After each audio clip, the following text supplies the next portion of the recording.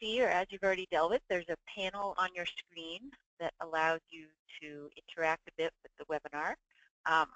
The first thing I want to point out is that the panel can actually be easily closed by simply clicking on the orange rectangle with a white arrow in it. That little button will collapse down your panel and also will open it back up again.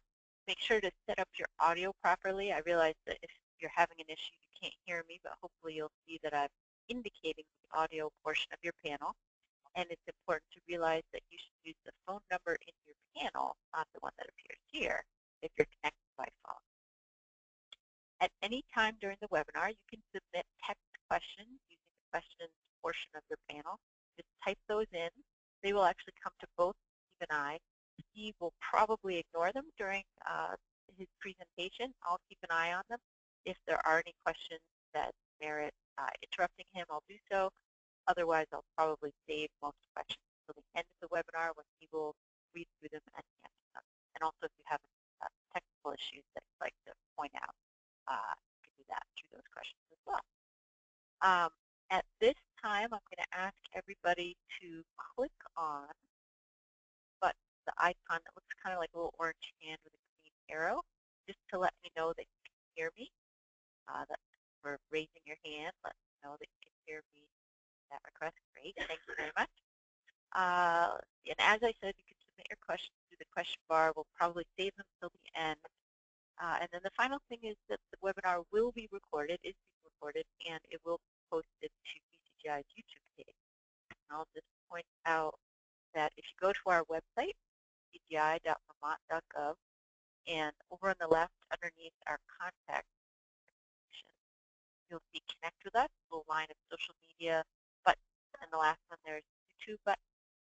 That will take you to our YouTube page where you can see we have our recorded webinars posted. So that should appear there within a day or two, basically, as soon as I have time to post it there. All right, I think that's it for me. I'm going to hand things over to you.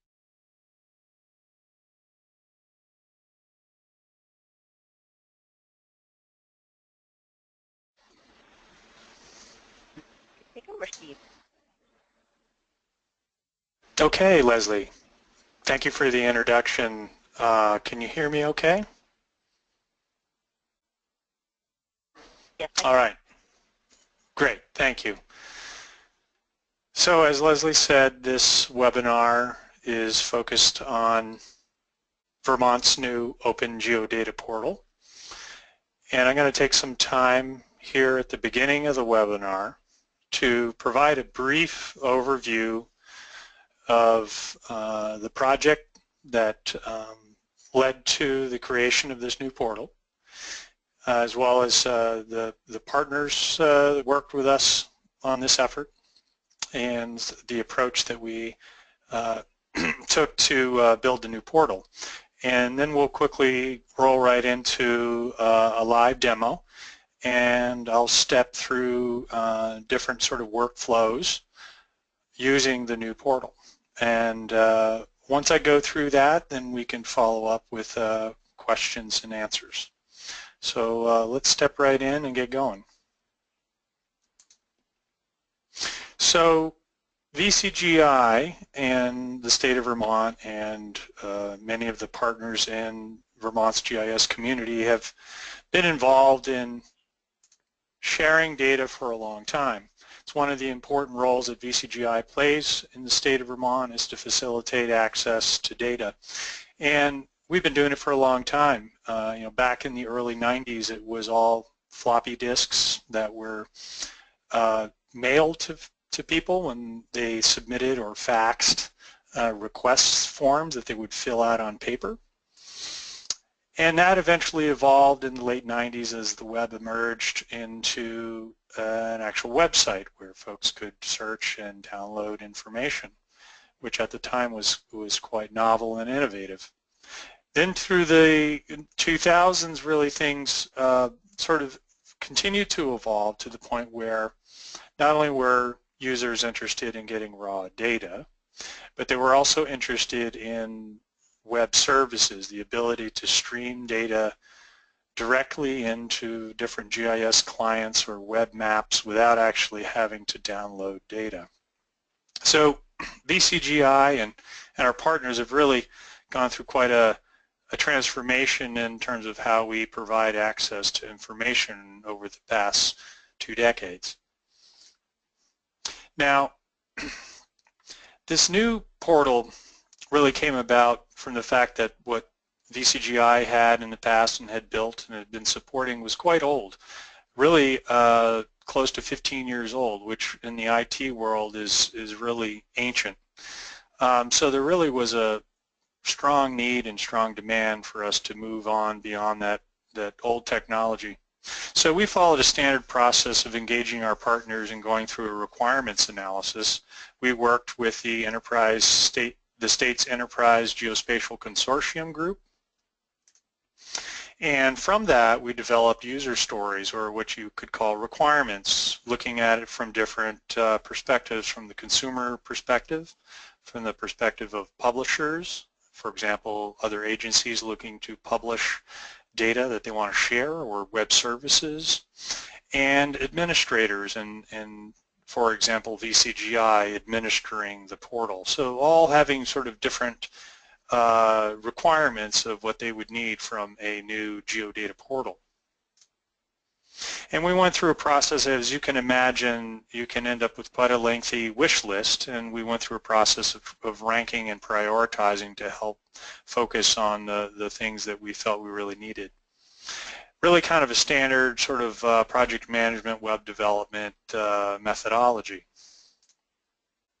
We did send some pilot testing of different platforms. For example, you may have heard of the Socrata platform. It's quite a common platform for open data websites.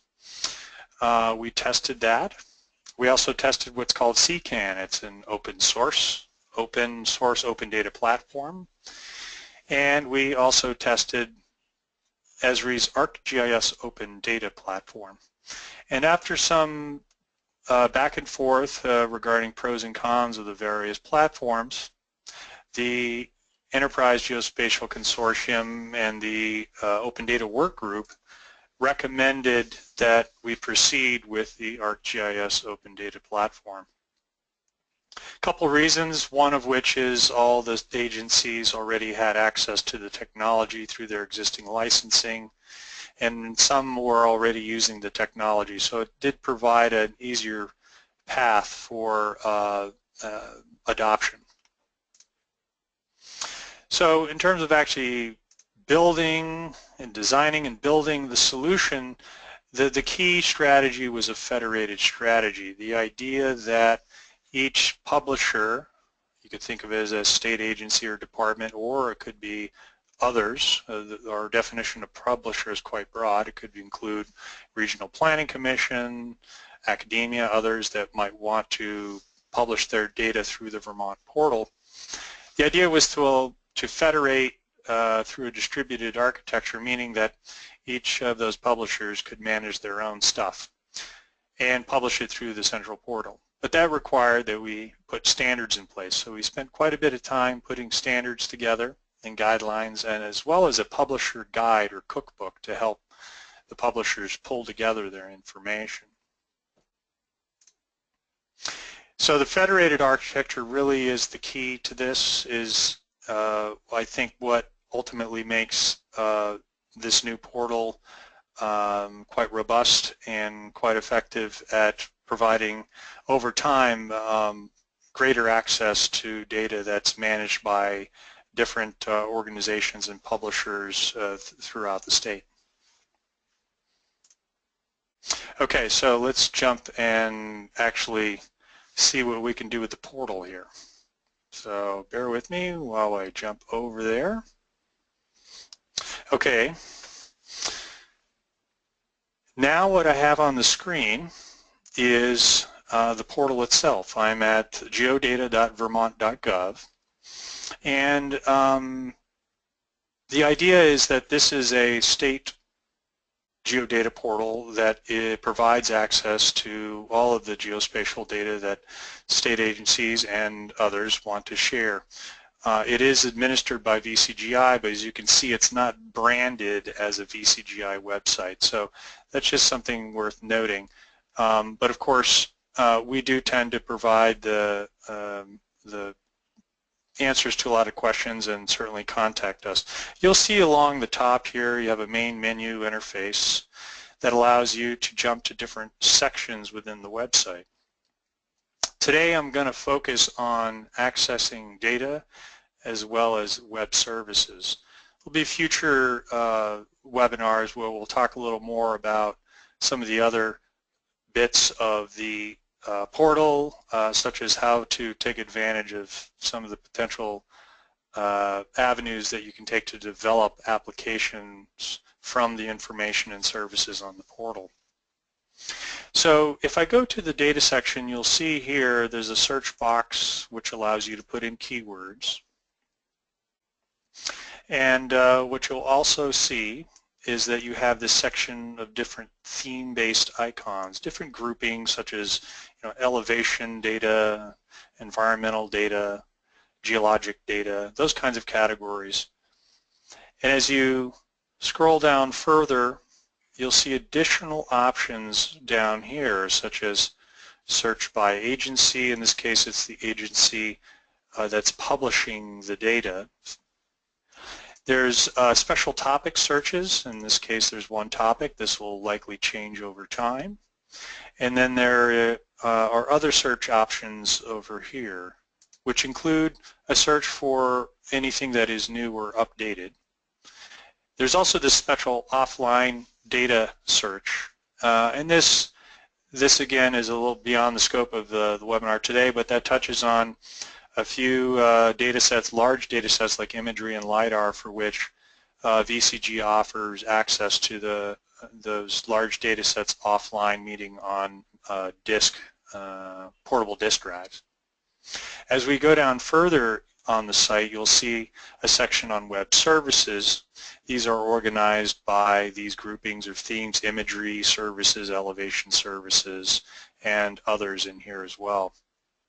It's also worth noting we've tried to highlight some of the more popular items as well. So you'll see popular services listed here.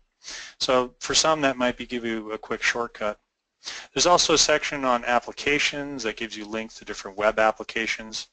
Again, I'm not going to get into that today. Or the developer section, which touches on some of the different APIs that you may want to look at if you're looking at doing some actual programming or web development work. There's a help section here. There's a video, and we'll have more videos over time that will cover different topics on using the portal. There's a publisher guide, and this is helpful for organizations who might have an interest in wanting to publish their data through the portal. I would encourage you to contact VCGI if you have an interest in doing that. And of course, like most software, there are bugs, and so this documents the bugs that are currently present on the portal, and might be worth taking a quick look at that. So let me jump back over to data, and let's do some searching for some data here. I'm going to put one in here that's quite popular, which is parcels. And if I run a search on parcels, you'll see that I get a result set. Now there's a bunch of stuff going on here on this page on the result set. You have a map that shows the extent of the data, of the data sets that are in the result set. You have filtering options on the left side over here. And on the right side, you'll see icons that indicate different pieces of information. So there's a bunch to figure out as you're looking at this site, but one important thing to make note of is the ability to sort in different ways. So by default, it sorts on relevance. Not quite sure what that means, but somehow it figures out what's relevant. Now, there's also a sort by most recent, and there's a sort by name. I think the sort by name is quite obvious. The sort by most recent at this point is a little bit problematic, because if you look at these dates, you'll notice that many of the dates are quite new, as if all of this stuff was recently updated. Well, the date that's being displayed here is actually the date that the record was added to the portal, not the date that the data was last updated. So that's just something to note. It's actually one of the bugs that we've identified, and we're working with Esri to resolve, so that hopefully once resolved, this date will actually reflect the date that the data was last updated, as opposed to when it was last added or modified within the catalog. The other thing worth noting are the thumbnails on the right. If you look at the top of the thumbnail, it indicates what kind of information it is. In this case, it's data. And in a lot of cases, that's what you'll see. It's going to be data. In the bottom, it indicates who the publisher is. In this first record, you can see it's VTANR. That means it's being published to the portal by the Vermont Agency of Natural Resources. There's also an icon in the middle which indicates which ISO theme category it is part of. So in this case, this use value appraisal parcels is being listed as part of the cadastral theme. So as I scroll down here, you'll notice some of these change now. There's one here that's listed as service at the top, with VCGI as the publisher on the bottom. That indicates that this is a web service, not raw data. So there's a lot of information packed into these results, and it's good to learn a little bit about what's being shown here. For each of these, you'll see a short description, and you can get some quick information from that. Now I'm going to jump back and show you a search that, instead of through keyword, it's going to be based on one of these theme icons. So let's say I'm looking for geologic or soils or something related to that. I'm not exactly sure what. I click on there. I get a bunch of results. And one of the things that you'll notice is, again, you have the different thumbnails and icons that give you information about whether something is data or not. In this case, it looks like everything that I see is data. I'm particularly interested in a data set that's the sand and gravel layer. Let me see if I can find it in here. Of course, for the demo, it's coming up in a different sort order. So let me, oh, there it is. It kind of went off the bottom of the screen. So I'm actually looking for the sand and gravel layer, so I'm going to click on that now. This may be a little hard to see on your screen, but once you select a layer and you get to its detail page, you get more information.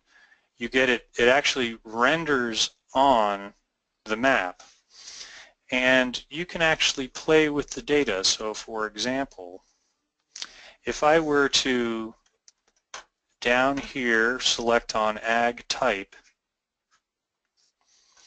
it will actually change the way the map is rendered. And it's a little hard to see, but if I zoom in here, you'll see that if I uncheck this, I get a default, everything is sort of blue polygons everywhere. If I click here, I'm actually playing around with the data a little bit. That might be helpful to you, to be able to sort of do some quick visualization of the information before you grab it. The other thing worth noting is that there is a favorites option here, but you'll notice when I mouse over it, it says you must be signed in. And one of the things that is worth noting about the site is there's this section just below the main navigation next to the find keyword search box. You have my data, sign in, and sign up. So again, this platform, this portal is using the ArcGIS technology behind it. You don't need to have ArcGIS technology. This is just a website. You don't need to have any ArcGIS licensing necessarily to use the site. So this is all optional, but certain functions on the site won't work unless you sign in. Esri offers through the ArcGIS.com free accounts, so you can sign up for a free account, and that will then, if you want to take advantage of some of the functions like being able to create and save your own favorites. Let's say this is a favorite layer that you want to check back in on periodically, you could save that, but you will have to have an account. Again, it can be a free account. Now, again, I talked about this date here. One way to really know what the information is that you're looking at is to look at the metadata. Now, there's a good little summary description, at least for most layers, hopefully, some good summary description.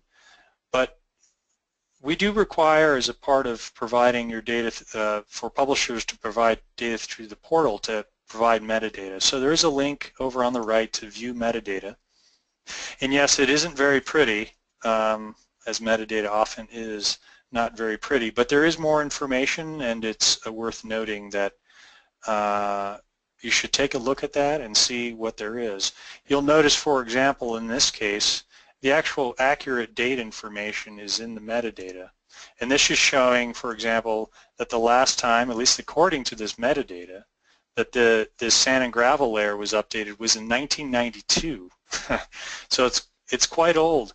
So it's worth noting that that's significantly different than what is being listed here. That's why I pointed out.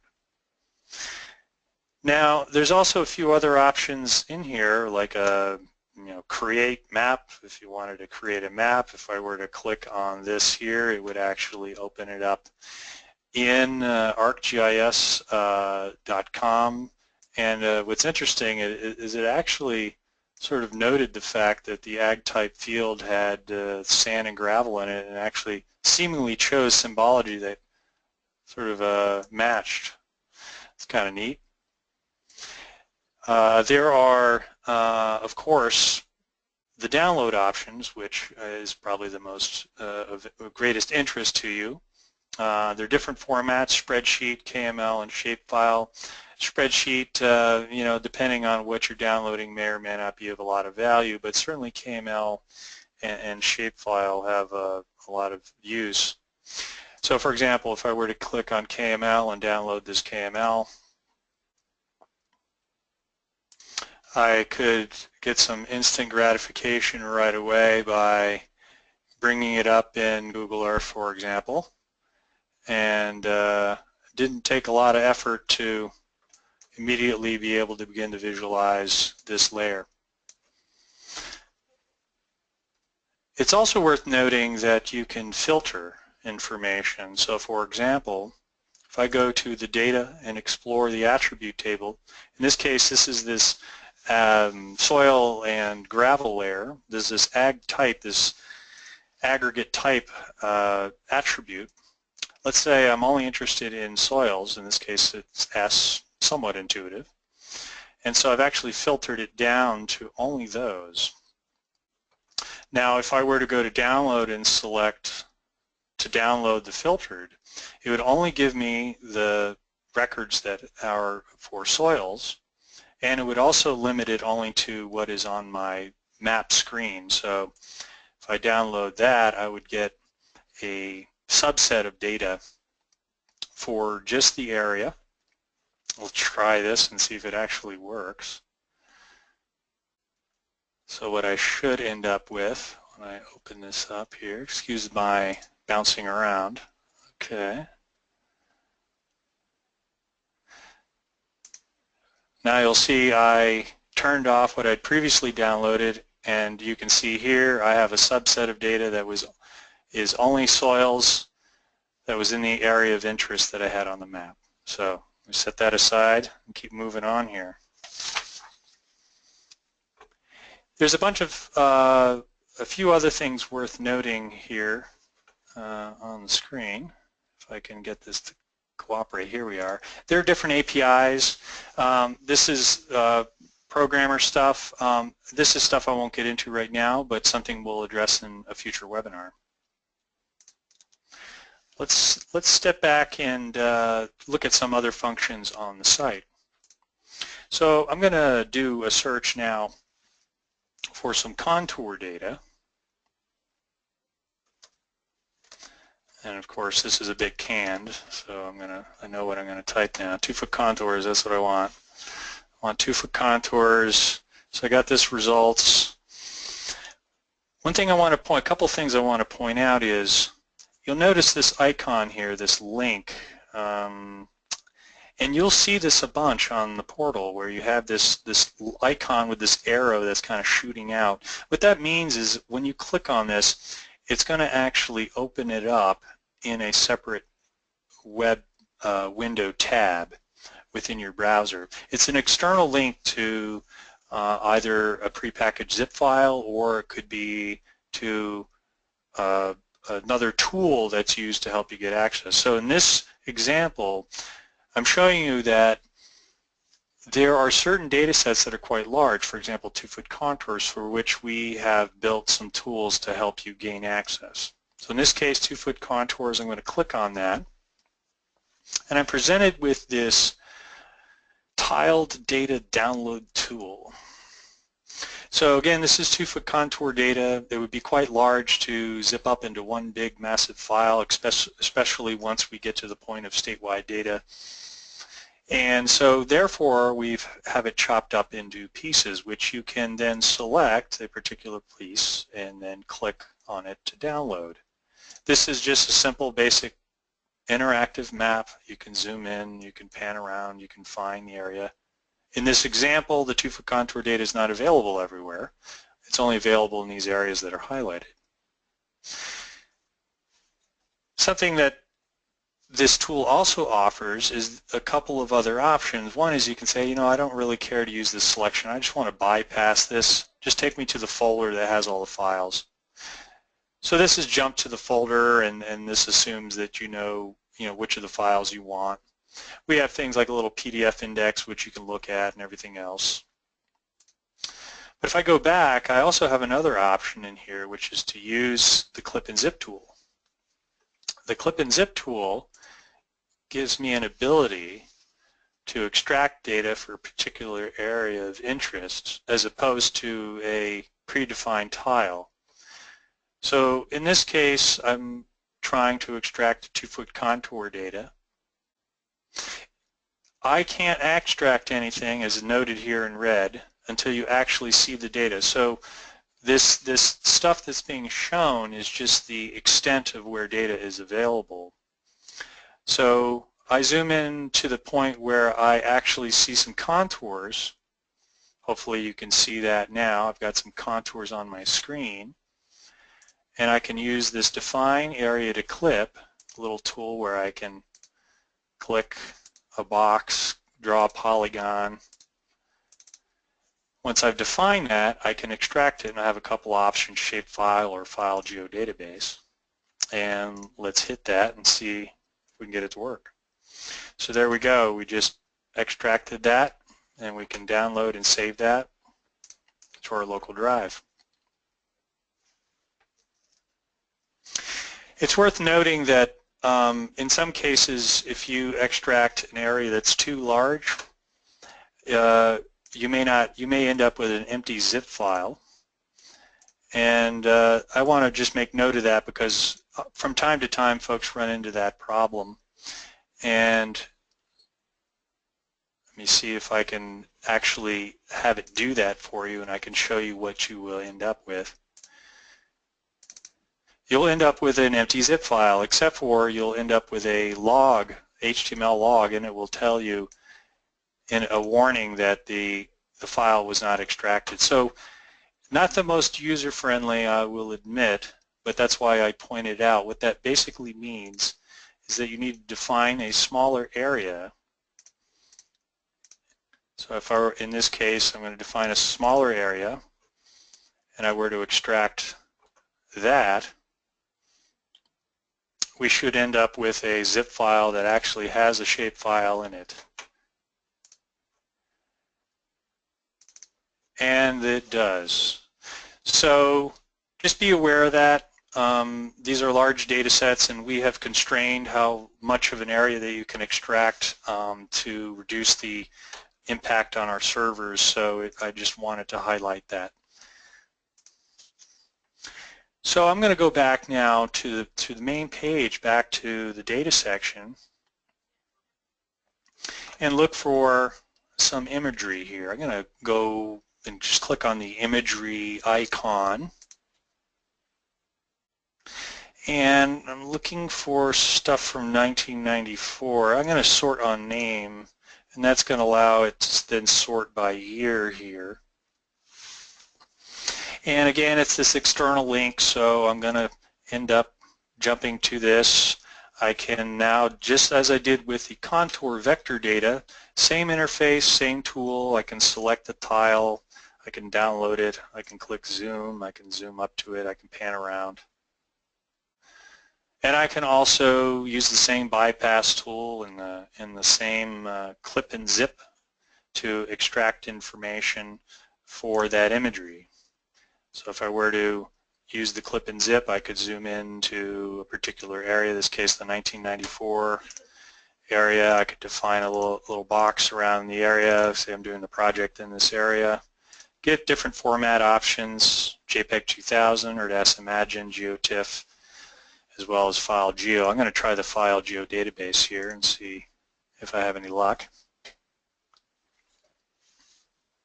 And you'll notice that with imagery, it's going to chug more than with vector layers. They're heavier. In this case, I got a zip file. I look inside, and I do have a .gdb, which is my geo database. Again, many different format options here. So let me go back to the home page and touch on the web services. So you see we have these general groupings: imagery services, elevation services, parcel services, and then sort of a catch-all more services, which basically is going to list everything. In this example, I'm going to select imagery services. And I'm going to look down through here and see the different services that are available. Notice that on the right side, the thumbnail clearly at the top says service. So again, pay attention to those icons on the right. They are a little small, maybe a little hard to see, but they do contain information that can help clue you in. Sometimes it can get a little confusing because you'll have results that are a mix of services and data. Depending on what you're looking for, you'll want to pay attention to that. So I'm going to scroll down here and I'm going to select this Color Orthos from 2014. It's a cached Web Mercator service.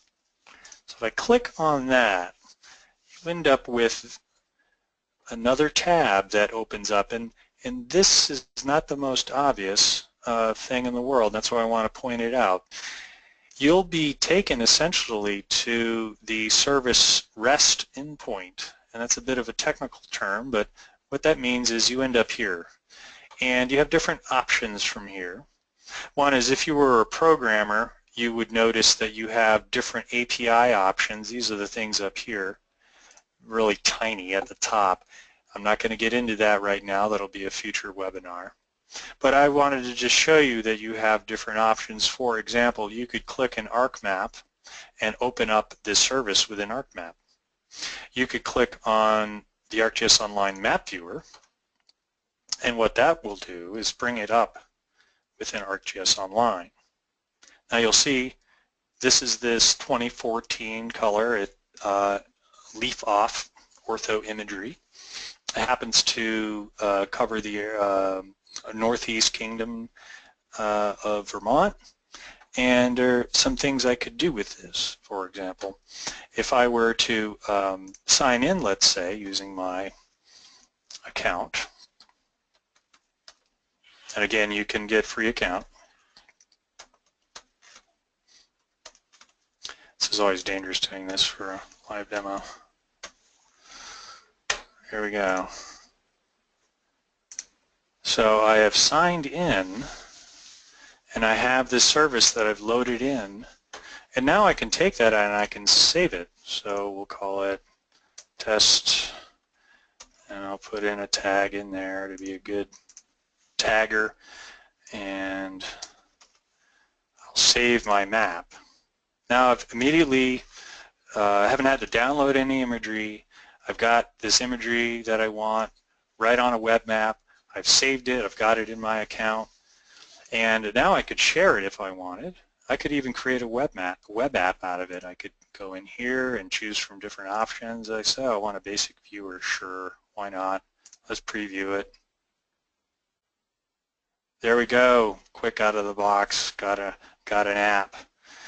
Didn't have to download any files or anything else. So there's a whole world here. Many of you are aware of that world.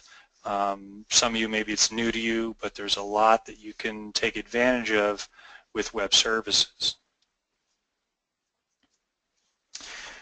So that is my quick fly through the portal, and I think at this point I can open it up to questions, Leslie.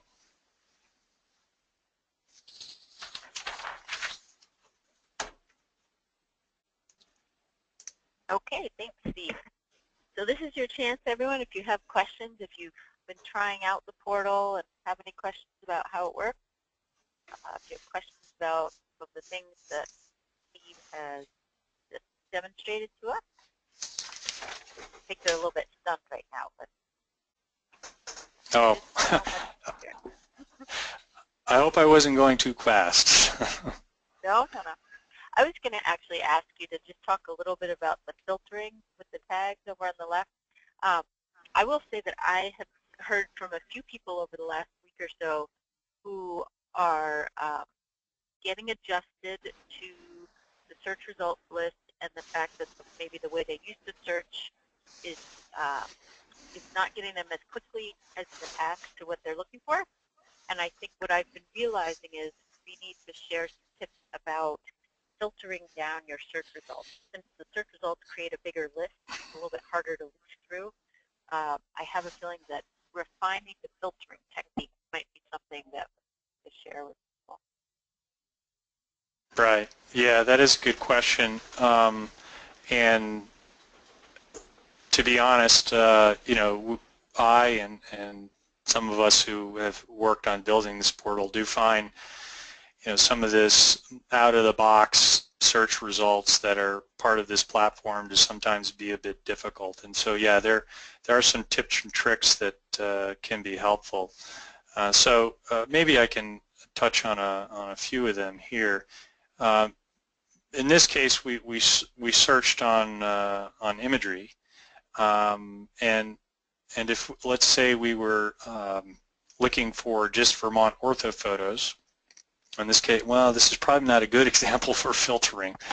So let me try something else here. For example, let's say I was looking for parcels,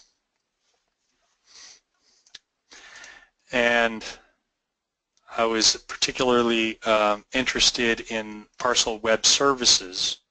So if I were to click on in the filter on the left, I could click this item type web service, and that would immediately reduce my search results down to only services. The other is to really take advantage of the search box. I think in a lot of cases you'll hopefully be able to find what you're looking for using the search box in conjunction with some of the filtering tools. So for example, if I were to put in contours, it's worth noting that as you type, you get options. So for example, here I can see there's an option for 100-foot contours. That might not be what I'm looking for though, so I might just put in contours. And yes, there are a lot of results here. I have 30 results in this list. And what happens is sometimes things that are not just contours or things that are related to contours might get listed. And so if I want just really contours, if I were to select in this tag on the left, just the contour tag, that would cut my result set down in half. Now it really comes down to, well, what am I actually looking for? Am I looking to get a web service, or am I looking for data itself? And that then is where you want to pay attention to the icon, the thumbnails on the right, which help to identify whether something is a service or whether something is data.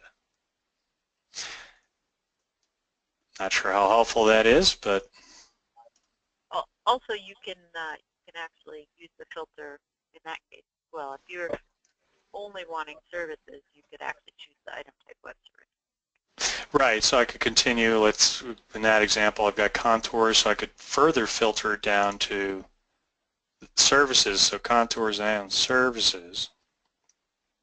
Now I've reduced my selection down to 6. At this point, you know, maybe this is what I want and what I need, and you know, I could proceed then with, you know, pulling up the information and doing what I want with this. In this case, is contours. So I zoom in, I got contours. I switch it over to imagery. There you go.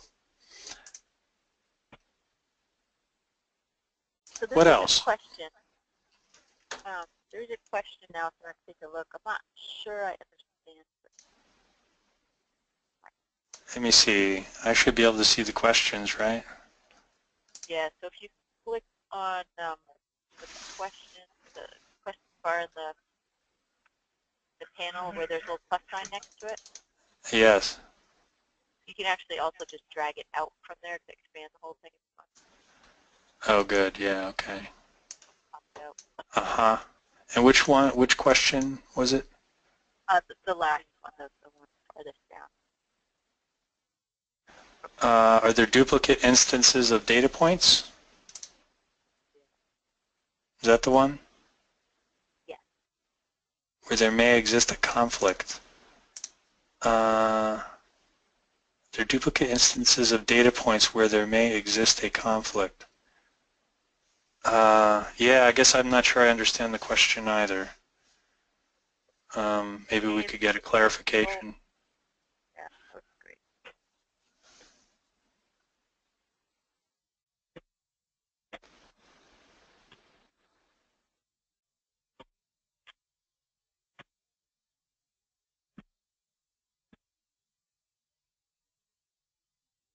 Are there any other questions?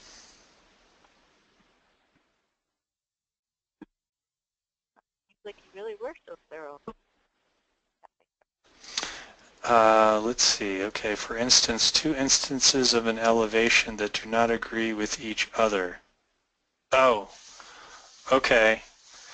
I think the answer would be yes, and that depends on the source of the data. So for, assuming I understand your question, if we were to download, let's say, contour data derived from LiDAR, and we were to look at the line that represented the, you know, 500-foot elevation, that line would not exactly match a contour line derived from a 10-meter elevation model or a 30-meter elevation model. So that's where the metadata comes in. There's contour data available through the portal that has been derived from different source elevation models. So the exact placement of that contour line will vary depending on the base elevation model used to interpolate the contours. Assuming I understood the question. Yeah, so, and I'll also just throw in that the short answer to the question is yes, partly because, as Steve mentioned, the data comes from all different sources. So there's the data portal is not a coordinated atlas of data where each thing necessarily matches each other thing. The sources of data are different organizations. Data was created for different purposes. So, so yeah, there is duplicate data that may or may not 100% agree between data layers. Yeah, that's a good point. Yeah, there's another question. You demonstrated connecting to an imagery service with the View In option, ArcGIS Online. Where is the full URL for manually connecting in an application such as QGIS? Aha. All right. Well, good question. So if I were to, you want to answer that one? Well, only if you don't know the answer, but you probably do. Well, we're going to find out if I know right now, aren't we? So, I guess I'll give it a try. So, right here in this example, I've got Vermont contours cached web Mercator. If I click on that, in the case of QGIS, and Leslie will correct me if I'm wrong, QGIS accesses these services through what's called the OGC, or Open Geospatial Consortium's Web Map Service Protocol. And as I pointed out earlier, this in tiny little text here at the top, you get these links. One of them is WMS. That's the OGC Web Map Service Protocol. And if I click on that link, you'll see I get this URL. And this URL is making this request called Get Capabilities of the Web Map Service. And it's some flavor of this that you have to copy paste into QGIS. Actually, I'll just throw it in. It is that. It is that whole thing. And what I had figured out was if you go back to the REST endpoint page, if you just right-click on that WMS link. Yeah, just copy link. Yeah. And that yeah. works. And there's actually a second answer, which is that for some of the data, if you go back to the portal, I'm probably not going to be able to think of a good example. Maybe the town boundary data. Town boundaries? So a data layer where you actually do end up at an information page about a single data layer. Okay, so like here, yeah. Yeah. If you go over to the API, so I think this is just getting to the same thing a different way. And depending on the data layer, whether it's a data layer or a service, yeah, again, you can just do Control-C or right-click, copy link. Mm-hmm. Right. Right. Yes. That would be specifically how to get a service for an open source software. And actually, that geo service there is one that you can copy and paste, I think, to go into ArcGIS, right? Yes, I believe so. Yeah, and I think, as I had suggested earlier, I think this is probably worthy of a short, not a long webinar like this, but probably a short, 5 or 10 minute video. And we expect that we'll be putting sort of short videos together that touch on particular things on the site and how to go about getting what you need, because there is a lot in here. Some of it is intuitive, some of it frankly is not, so we want to do our best to provide you with tips and tricks on getting the most out of the portal and do it in a way that's easy for you to consume. So we think short videos would be the best way to do that. What else? Any other questions? Comments? Anything?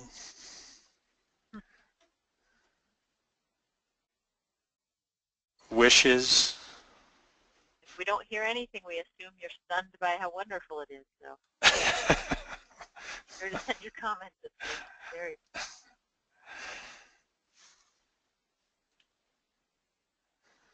Excuse my jumping around here and go back to the portal. There we go.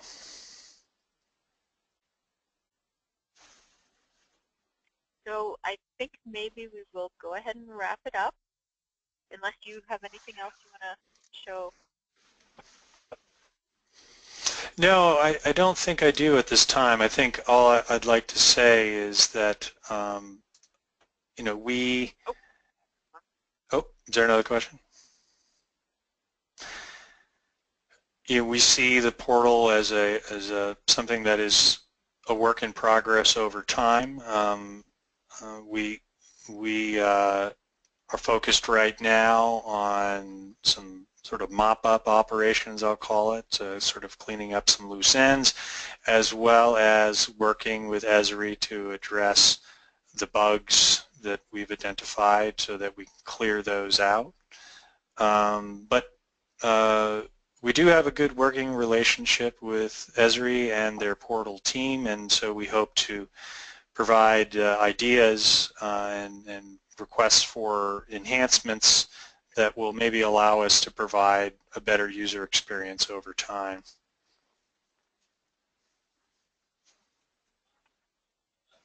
Great. So I think we will go ahead and wrap it up. And again, just to remind everyone, this webinar was recorded. It will be posted at VCGI YouTube channel, which you can access on the front page of our website or by searching for VT Geospatial on YouTube. And as we referred to a couple of times, we'll be doing more short videos just targeted on either tips and tricks about searching or actually doing functionality, downloading data, connecting to services, and then eventually maybe getting into a little bit of how developers can take advantage of the data through API. So I think that's it for today. Thank you very much, Steve. Thank you. Have a great day, everyone.